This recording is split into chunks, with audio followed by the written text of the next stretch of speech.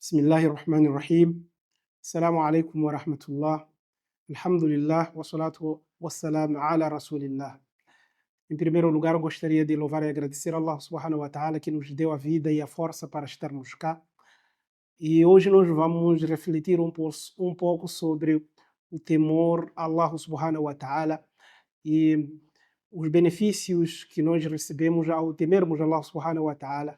Esses benefícios podem ser, portanto, percebidos a nível social, a nível econômico, assim como dentro das nossas relações interpessoais.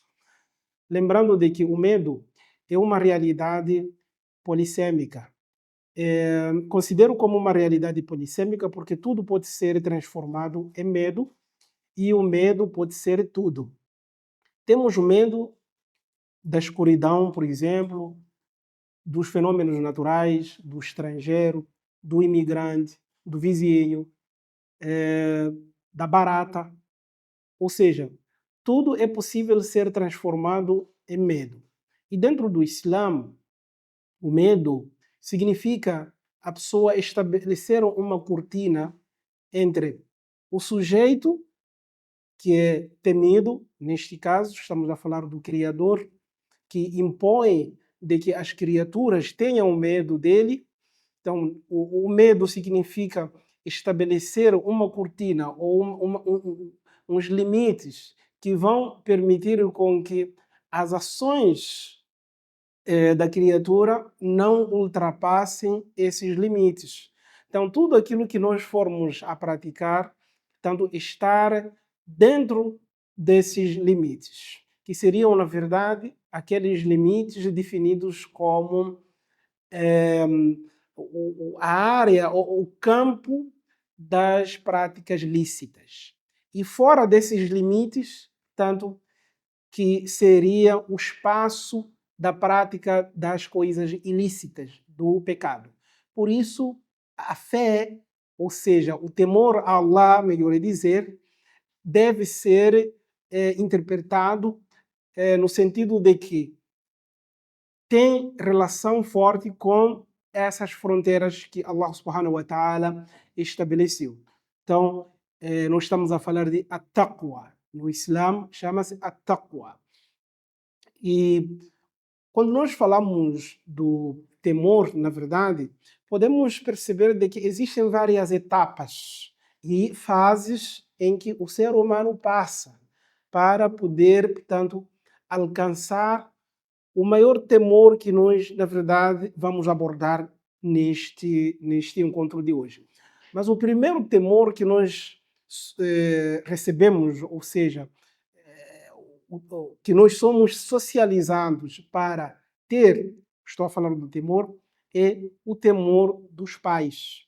Ou seja, nós temos medo aos nossos pais, sobretudo quando somos crianças. Então, a ideia de uma criança, portanto, ir contra as normas da casa, a educação que recebeu dos pais e uma série de proibições que os pais muitas vezes impõem sobre as crianças, e isso cria ou gera medo dentro de nós. Por isso, nós temos medos, são várias etapas. E quando nós atingimos muitas vezes a puberdade, já somos adultos e temos consciência, portanto, de uma série de elementos que rodeiam a nossa vida, tanto mesmo assim não conseguimos eliminar esse medo. Nós temos medo da escuridão, porque desconhecemos o que pode surgir dela. E a ignorância nos impõe a sensação de insegurança. Então, na Idade Média, por exemplo, os ladrões profissionais usavam a escuridão como instrumento para poderem exercer o seu ofício. As pessoas eram, portanto, roubadas nas caladas das noites, naquelas estradas assombradas, né, que não tinham nenhuma iluminação. E na modernidade, portanto, houve uma sofisticação desses meios, portanto, de medo. Hoje em dia vocês vão perceber de que com a invenção da luz, da energia. Nenhum ladrão profissional rouba nas altas noites. Pelo contrário, os ladrões profissionais roubam numa plena luz do dia, né? Plena luz do dia. Nós observamos estas práticas, por exemplo, nos grandes centros das grandes cidades. Podemos citar aqui como São Paulo, Rio de Janeiro e outras cidades do Brasil e de outros países lá fora. Portanto, são alguns exemplos práticos. Eu lembro um grupo, um episódio, portanto, que uma cena, digamos assim, que passou na televisão, um grupo de assaltantes que assombraram a região sul do Rio de Janeiro. E eles abordaram uma senhora, roubaram os seus bens e um deles, portanto, de uma forma que ele achou ser modesta, para e dirige-se à senhora dizendo: minha senhora, me desculpe, nós estamos a fazer o nosso trabalho. Quer dizer, olha até que ponto nós chegamos hoje em dia. E este medo que nos assombra quando nós estamos no espaço público. Nós temos medo do vizinho, do estrangeiro, temos medo do estranho. Mas eu digo, o pior dos medos é ter medo do vizinho, porque ele vai cruzar sempre o nosso caminho. Ele, portanto, poderá nos assombrar, portanto, nas noites, no sentido de que podemos passar a sonhar, a ter pesadelo. Então, o pior medo é você temer do seu vizinho, porque você vai cruzar com ele no elevador, nas escadas, no portão, e por isso nós precisamos saber lidar com o medo de uma forma extremamente religiosa. Por isso, o profeta Muhammad sallallahu alaihi wasallam disse: وَمَنْ يَتَّقِ اللَّهَ. Por isso, o profeta Muhammad sallallahu alaihi wasallam disse: وَمَنْ كَانَ يُؤْمِنُ بِاللَّهِ وَالْيَوْمِ الْآخِرِ فَلْيُكْرِمْ جَارَهُ. Quem crê em Allah subhanahu wa ta'ala e no dia do juízo final, então que trate bem o seu vizinho. Ou seja, é preciso nós criarmos sempre um ambiente saudável e uma relação boa com o nosso vizinho, porque o medo do outro pode tirar a sua felicidade, pode custar vidas e obrigar o medroso a buscar alguma proteção que às vezes pode custar mais caro e ser dispendioso. Os chineses, portanto, tinham tanto medo dos seus vizinhos, os mongóis, que decidiram então estabelecer ou criar uma proteção. Então, eles decidiram erguer a Grande Muralha. Ao longo de séculos, eles foram trabalhando para se proteger do medo que eles tinham dos mongóis e dos seus vizinhos. E a construção da Grande Muralha, portanto, acabou dizimando mais chineses, que hoje em dia estima-se cerca de 250 mil vítimas que morreram, portanto, na construção do muro ou da Grande Muralha. E a Grande Muralha, portanto, acabou dizimando mais chineses do que os vizinhos ou as incursões dos seus vizinhos. Portanto, o medo faz parte de nossa natureza, ou seja, nós temos o medo dos fenômenos naturais, por exemplo. Até no século VII, as tribos árabes praticavam o infanticídio. Praticavam o infanticídio por medo da fome. E, sobretudo, os filhos do gênero feminino. Então, eles enterravam as filhas recém-nascidas. Por isso, Allah subhanahu wa ta'ala diz: وَإِذَا الْمَوْءُودَةُ سُئِلَتْ بِأَيِّ ذَنْبٍ قُتِلَتْ. Portanto, revelando para nós o que os árabes praticavam naquela época e, portanto, condenando a prática do infanticídio. Por isso, quando o Islã veio, no início do século VII, onde proibiu essas práticas. Por quê? Porque, de acordo com a concepção cultural das tribos árabes, você ter uma recém-nascida representava uma vergonha, representava uma despesa, ao passo que o nascimento de um menino para eles representava uma força que ia agregar, portanto, na tribo, representava a mão de obra, representava mais um membro que ia defender mais ou menos militarmente as próprias tribos. Então, o homem era visto como a força do trabalho, alguém que viria agregar mais valores. Portanto, o Islã vem e Allah subhanahu wa ta'ala determina, portanto, o fim do infanticídio, onde ele diz: وَلَا تَقْتُلُوا أَوْلَادَكُمْ خَشْيَةَ إِمْلَاقٍ نَحْنُ نَرْزُقُهُمْ وَإِيَّاكُمْ إِنَّ قَتْلَهُمْ كَانَ خِطْئًا كَبِيرًا. Ou vocês árabes, ou a humanidade, ou vocês muçulmanos, لا تقتلوا أولادكم خشية إملاق. Não sacrifiquem os vossos filhos por medo da fome. Nós iremos sustentar os vossos filhos, assim como a vós próprios.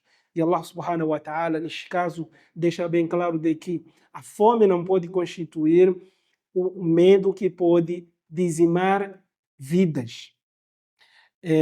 E, nesse sentido, Allah subhanahu wa ta'ala nos orienta a cuidarmos dos outros e a não temermos daquilo que é, portanto, a responsabilidade dele de manter nós ou manter a nossa subsistência para que possamos permanecer e continuar vivos nessa face da terra.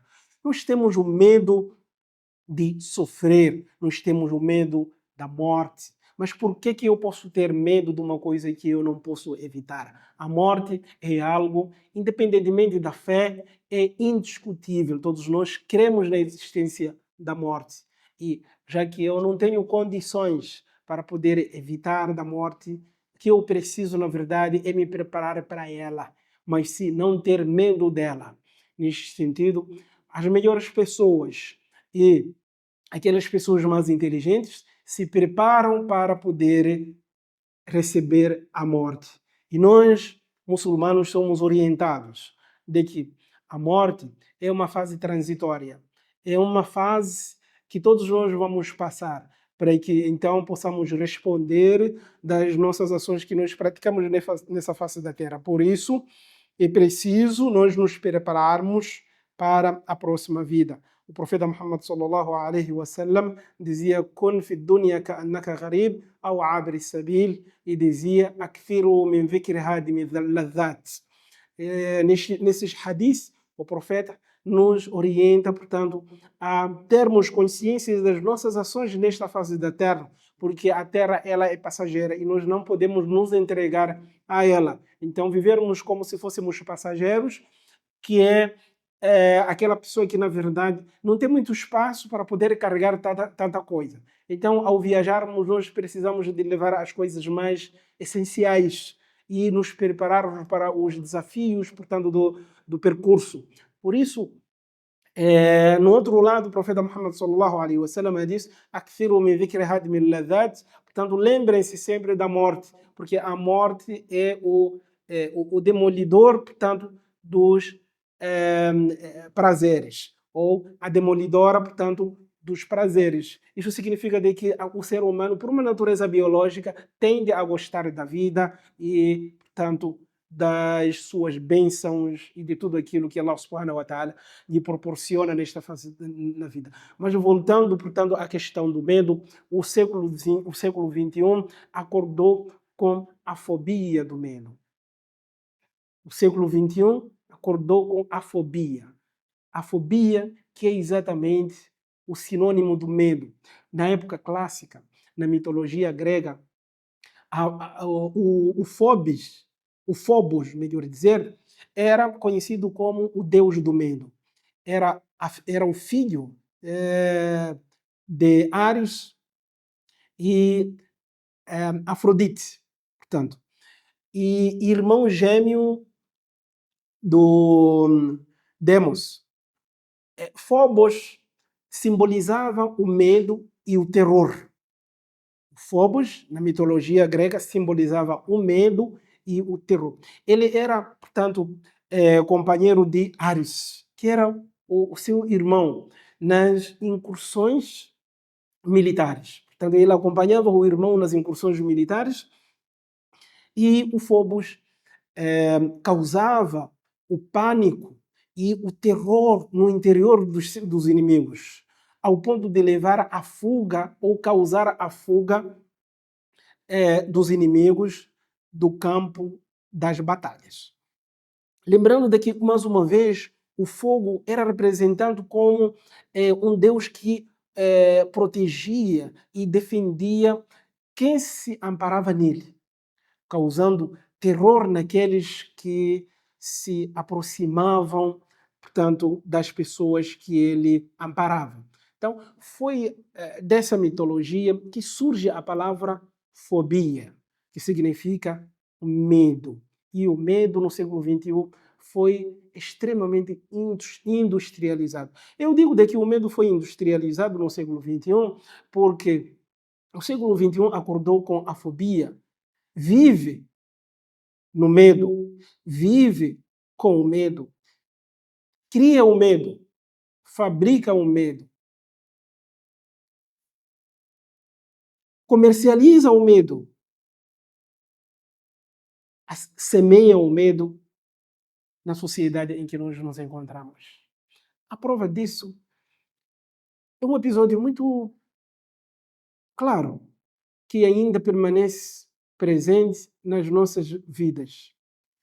O século XXI acordou com o medo representado, portanto, nos ataques do 11 de setembro de 2020, de 2001, em que a sociedade americana e o mundo ocidental nunca tinham vivenciado o medo tal como vivenciaram após os ataques do 11 de setembro. Os governantes imperialistas não se preocuparam em acalmar a população para poder resgatar, portanto, aquela tranquilidade. Pelo contrário, eles decidiram investir milhões de dólares para semear e produzir mais medo nas sociedades, a fim de legitimar e justificar uma série de operações militares no Médio Oriente e em vários países. Esta é a nossa realidade. E quando nós falamos do medo, precisamos sempre entender até que ponto o medo pode ser industrializado e gerar dinheiro. E aqui nós chamarmos a atenção de que termos o medo das coisas que não deveriam, portanto, nos atormentar, nós estaríamos, portanto, a abrir mão da nossa segurança, da nossa felicidade e a comprar, digamos assim, o medo com o nosso próprio dinheiro. Afinal de contas, a sociedade passa por momentos de fobia e para eliminar esse terror, tinha que se eliminar o sujeito e a sua ideologia. E aqui entra o Islã, ou seja, o chamado ou a chamada islamofobia. Portanto, a ideia de você incutir o medo nas pessoas em relação a todos aqueles que são praticantes do Islã. A islamofobia hoje em dia gera o ódio, a inveja, a perseguição, a intolerância religiosa e tira a felicidade de milhões de muçulmanos no mundo todo. É este medo que foi implantado nas pessoas, né, em relação ao Islã. Por isso, o nosso chamado de atenção é de que não tenham medo do muçulmano nem do Islã. O Islã já existe há 1400 anos e nós nunca tínhamos testemunhado este tipo de medo relacionado a uma determinada religião. Mas as incursões militares dos Estados imperialistas nos países de maioria muçulmana e no Médio Oriente, portanto, nos últimos 25 anos foram justificados e simplesmente sendo a luta contra o terror, começando, portanto, de Afeganistão, indo para Iraque, Líbia e uma série de, portanto, países que sofreram essas incursões. Estes exemplos devem chamar a nossa atenção, porque, na verdade, faz parte da nossa missão informar as pessoas de que não é esse medo que nós precisamos ter. Nós não devemos ter medo do nosso próximo, pelo fato de ser muçulmano ou não. Portanto, os que se encontravam, mais uma vez, fora das fronteiras, tanto orientais, foram submetidos à islamofobia, ou seja, o medo que reside dentro das nossas casas. Quando nós ligamos à televisão e vimos o tempo inteiro de que o Islã é sempre associado ao terror, aqueles filmes de terror. E tudo isto não passa de uma ficção, não passa de uma industrialização do medo, para que nós possamos cada vez mais estar presos nas grandes mídias e comprarmos, portanto, o medo com o nosso próprio dinheiro e com o nosso tempo. Ou seja, no mundo ocidental, o muçulmano passou a apresentar o medo, o terror e a islamofobia tornou-se um dilema da política, da cultura e das nossas relações sociais. Na história, o medo foi e continua sendo instrumento de poder e de dominação. Atenção, o medo continua sendo instrumento de poder e de dominação. Por isso, sempre os dominadores tentam criar o medo e incutir nos outros. É uma loucura do século XXI, portanto, insistir, associar o medo a mais de 2 bilhões da população muçulmana ou da população mundial. Mais de 2 bilhões da população mundial é muçulmana. Então, não precisamos ter medo desse universo tão extenso. Por isso, uma das passagens que eu queria compartilhar com todos nós, que vem de um escritor norte-americano chamado Stephen King, que eu acho ser muito interessante, onde ele vai dizer: não é necessariamente a aberração física ou mental que nos aterroriza, mas a falta de sentido e ordem que essas anormalidades podem apresentar. E é esta questão que muitas vezes nós não conseguimos nos preocupar. Por que ter medo? Já que pouco faz sentido ter medo de um muçulmano ou aqueles que praticam o Islã. Mas nós precisamos do medo. Para que serve o medo?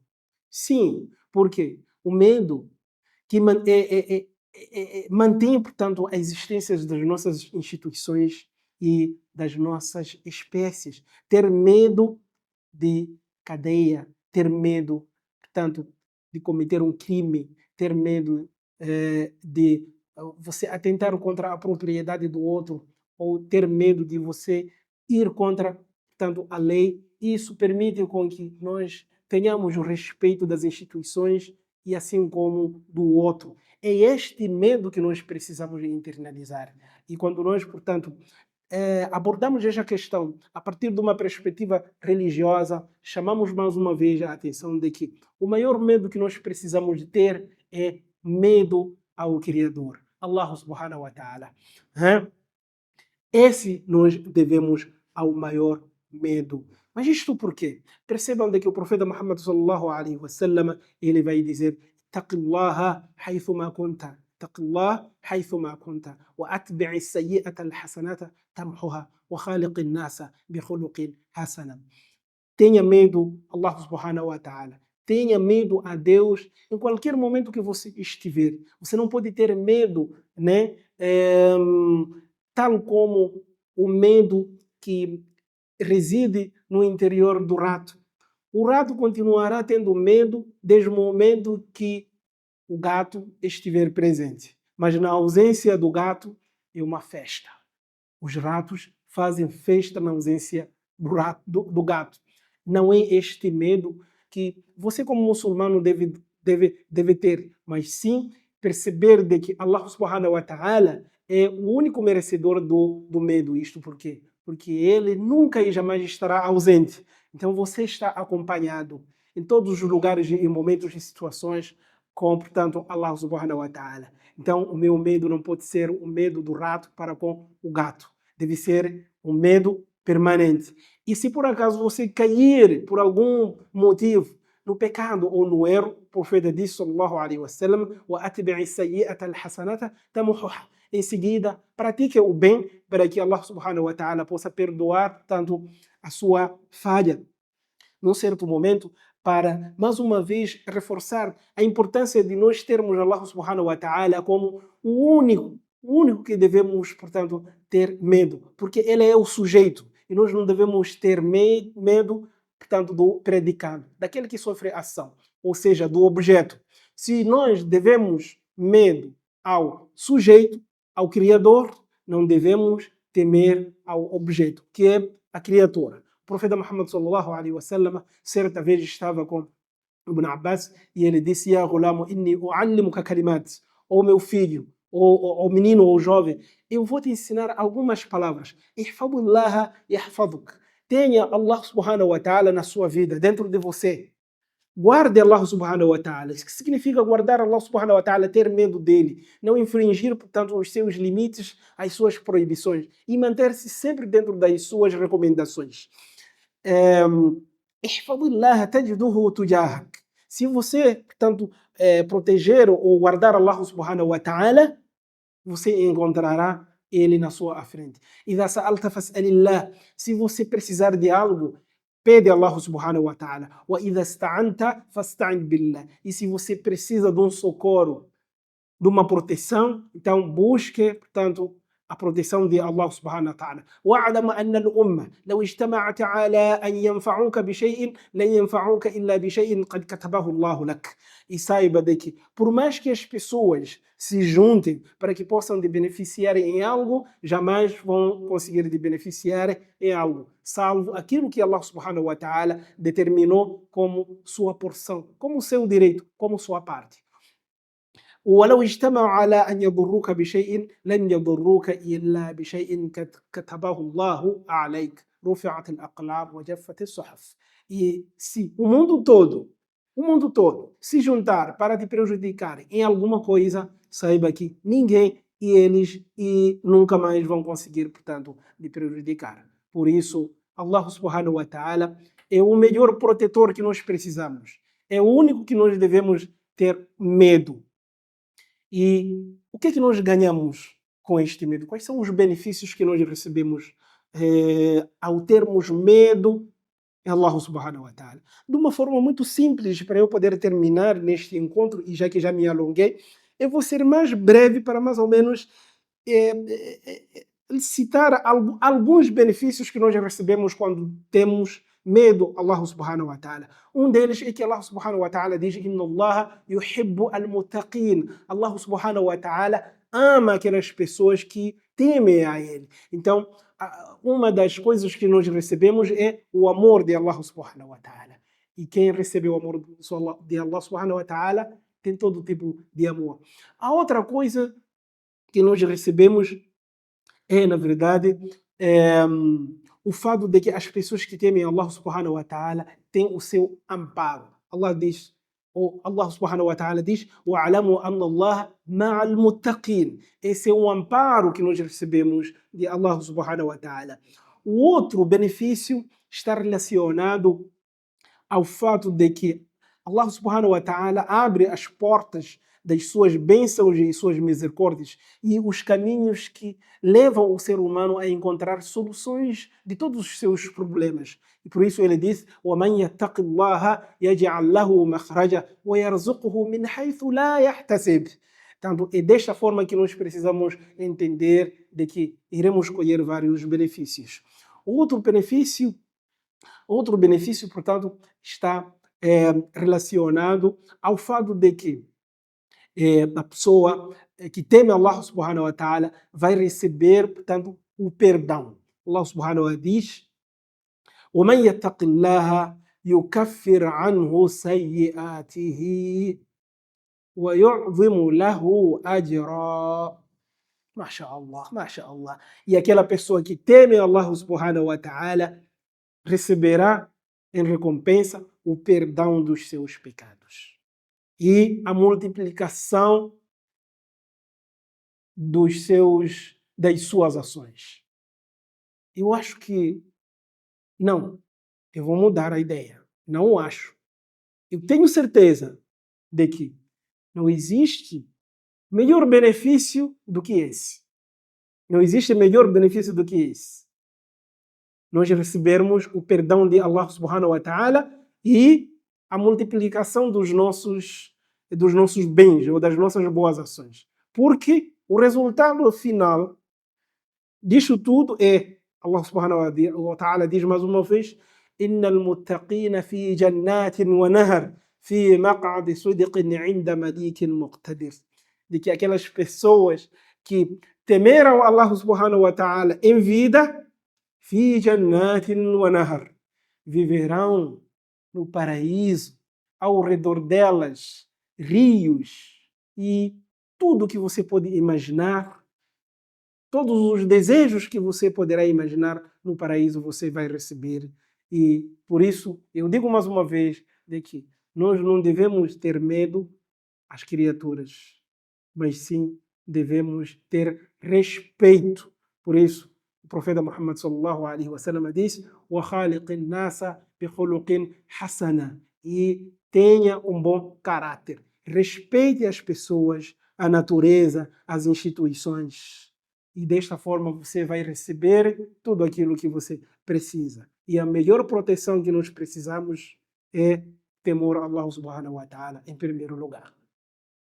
Mas isto, para terminar, não é proibido. O Islã recomenda, mais uma vez, você criar todas as condições físicas e estruturais para estar protegido. Hoje nós temos a tecnologia, as câmeras e uma tecnologia que realmente podemos usar para nos proteger. Mas a maior proteção que nós precisamos é de Allah subhanahu wa ta'ala, e nós só recebemos essa proteção no momento em que nós tememos a Ele. E aqui eu termino. أقول قولي هذا والسلام عليكم ورحمة الله.